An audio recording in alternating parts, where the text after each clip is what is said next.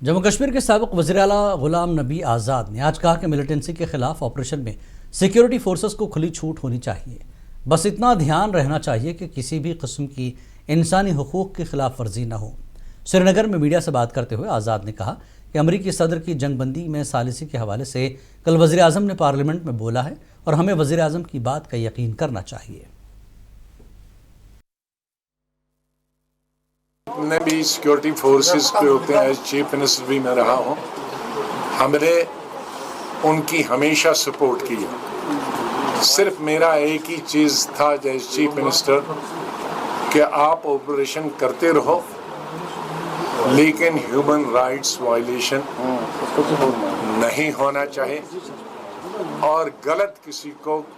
Encounter, false encounter نہیں۔ اور یہی وجہ ہے کہ میرے وقت میں جب فالس انکاؤنٹر ہوا تھا، 3 لال چوک سے مزدوروں کو اٹھا کر، ریڑھی والوں کو اٹھا کر جب ان کو دکھایا تھا کہ 3 پاکستانیوں کو ہم نے مارا، میں نے قبریں کھدوا کے 13 جس میں ایس ایس پی اور انسپیکٹر پولیس والے تھے، تقریباً میرے خیال میں ابھی بھی 17 سال سے وہ جیل میں ہیں، تو اس کے بعد کسی نے جرأت نہیں کی۔